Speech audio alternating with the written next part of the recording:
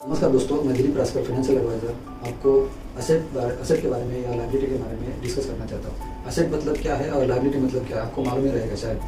Asset मतलब जिसका भी पास घर है, प्लॉट है, गाड़ी है, बंगला है, वो असेट। और जिसके पास वो प्रॉपर्टी है लेकिन उसके ऊपर लोन है, वो मतलब उसको लायबिलिटी है। जिसके पास असेट है उसके ऊपर लोन है, वो लायबिलिटी में रहता है। तो मैं ये पूछना चाहता हूँ, मैं 2-3 सवाल आपको अगर पूछता हूँ तो आपको मालूम पड़ेगा कि अपन क्या करना है।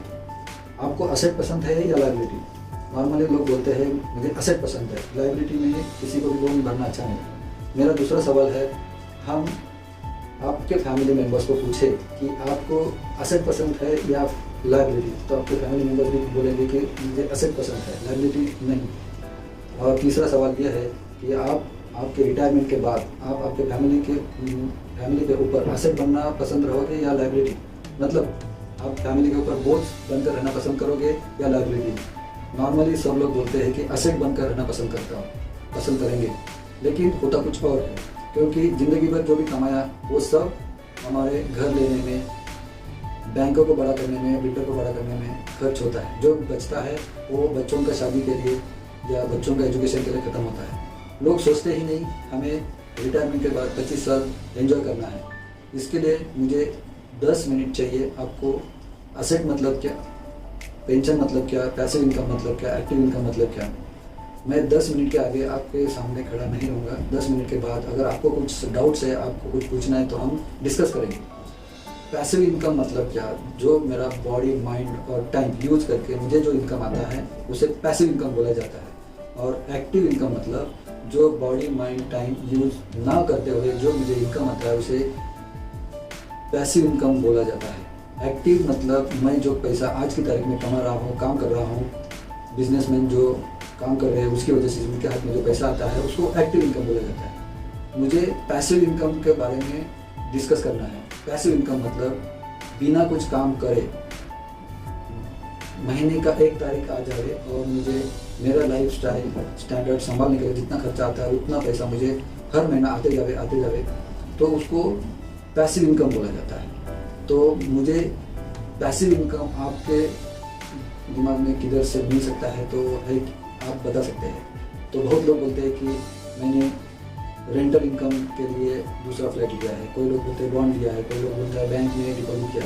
लेकिन मैं बोलता हूँ जो भी आपको रेंटल इनकम आता है वो पैसिव इनकम नहीं, क्योंकि उसको बॉडी माइंड यूज़ करना पड़ता है, टेनेंट ढूंढना पड़ता है, टाइम यूज होता है। और जो भी रेंटल इनकम आता है उसके ऊपर टैक्स भरना पड़ता है, तो वो सेमी पैसिव इनकम हो गया। और बहुत लोग बोलते हैं कि जो बैंक से, पोस्ट से या बॉन्ड से जो पैसा आता है वो पैसिव इनकम है। लेकिन मैं बोलता हूँ कि वहाँ से जो भी पैसा आता है वो शॉर्ट टर्म के लिए आता है, लाइफ टाइम के लिए नहीं है। और जो भी पैसा आता है उससे टैक्सेबल है, तो वो पैसिव इनकम नहीं बोला जाता। पैसिव इनकम का मतलब है कि बिना risk, without forget, day to day, without tax, guaranteed, government की गारंटी के साथ जो भी पैसा मिलता है फिक्स, उसको बोलता है पैसिव इनकम। तो ऐसा कुछ जरिया है क्या? तो नॉर्मली लोग बोलते हैं कि जो रेंटल इनकम है, बैंक का एफडी है, लेकिन उसमें जो पैसिव इनकम का जो भी बैठता है वो नहीं आता, क्योंकि day by day due to the investment risk वो कम होते जाता है। इन्वेस्टमेंट रिस्क मतलब क्या, इसके बारे में डिस्कस करना चाहता हूँ। तो मैं 2000 के पहले 95 के बारे में डिस्कस करना चाहता हूँ। उस टाइम रेट ऑफ इंटरेस्ट 14% था, उसके बाद 2010 में 10% आया, उसके बाद इंटरेस्ट रेट कम होते गया। मतलब 95 में मेरे पास अगर 1 करोड़ होता तो मुझे 14 लाख इंटरेस्ट मिलता था, मेरा इनकम 14 लाख होता था। बाद में 10% हो गया तो 10 लाख मिलना चालू हुआ, बाद में 5% हो गया तो मैं 5 लाख इनकम आना चालू गया। आज की तारीख में 5 लाख मिल रहा है, लेकिन मेरा इनकम, खर्चा ज़्यादा है इनकम के हिसाब से। पहला इनकम के हिसाब से खर्चा कम था, इनकम ज़्यादा था। तो जैसे जैसे आगे बढ़ेंगे तो मेरा इनकम जो भी एफडी से, इंटरेस्ट से जो आता है वो कमती हो जाएगा। इसको बोलता है इन्वेस्टमेंट रिस्क। मेरे समझो कि मुझे 25,000 हर महीना इनकम चाहिए, तो सालाना 3 लाख मिलना चाहिए, तो मुझे बैंक में कितना डिपॉजिट रखना पड़ेगा? नॉर्मली 60 लाख अगर बैंक में रहते हैं तो 5% से 3 लाख यानी कि महीने का 25,000 मिल सकता है। लेकिन 15 साल के बाद मुझे अगर रिटायरमेंट है तो उस टाइम मुझे 25,000 महीना यानी साल का 3 लाख चाहिए। तो उस टाइम का रेट ऑफ इंटरेस्ट के हिसाब से अगर 1% है तो मुझे 3 करोड़ उस टाइम लगेगा बैंक में। अगर 2% से है तो 1.5 करोड़ लगेगा। लेकिन आज की तारीख में ना 60 लाख है, ना 15 साल के बाद 1.5 करोड़ या 3 करोड़ रहेगा। तो उसमें एक ओवर कम करने के लिए मेरे पास एक आइडिया है, मेरे पास एक प्लान है, उसके ज़रिए हम आपका पेंशन प्लान बना सकते हैं।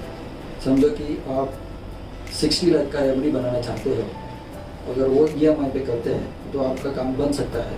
जैसे कि हम घर EMI पे लेते हैं, गाड़ी EMI पे लेते हैं, वैसा ही ये एफडी 60 लाख का एफडी अगर EMI पे लेते हैं, मतलब सालाना 4 लाख 15 साल के लिए भरते हैं तो 60 लाख का डिपॉजिट हो सकता है। और 15 साल के बाद आपका मंथली 25,000 यानी कि साल का 3 लाख टैक्स फ्री गारंटेड और फिक्स रेट ऑफ रिटर्न से आपको इनकम आना चालू होगा। लेकिन आपको अगर सब्सिडी गवर्नमेंट की मिलती है तो 4 लाख भरने के बजाय आपको सिर्फ 3 लाख भरना पड़ेगा। यानी कि 15 साल में आप सिर्फ 45 लाख जमा करोगे। 60 के बजाय 45 लाख के ऊपर आपको सालाना 3 लाख जिंदगी भर मिलते जाएगा, सालों साल मिलते जाएगा। और आपके बाद आपके फैमिली यानी वाइफ को भी सेम पेंशन मिलती जाएगी। आप बोलेंगे मेरा जो फिक्स डिपॉजिट बना है पड़ा है वो 45 लाख, उसका क्या? तो वो कॉर्पस 5% एवरी ईयर बढ़ते जाएगा।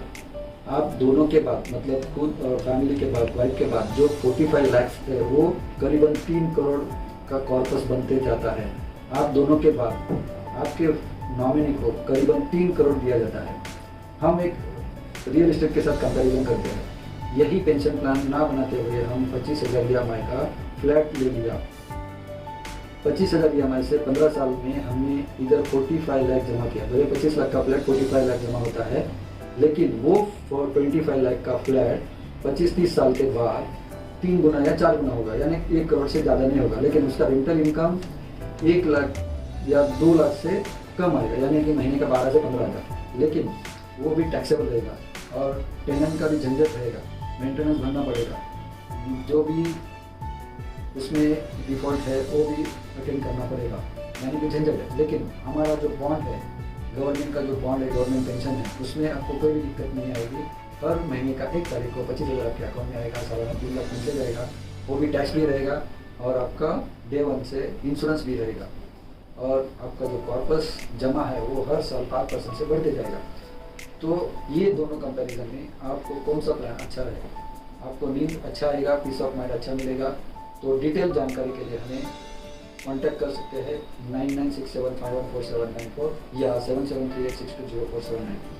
मेरा ऑफिस सेक्टर RTI रोली में नियर इंडियन बैंक प्रतीक कॉर्नर में शॉप नंबर 4 है। थैंक यू, धन्यवाद।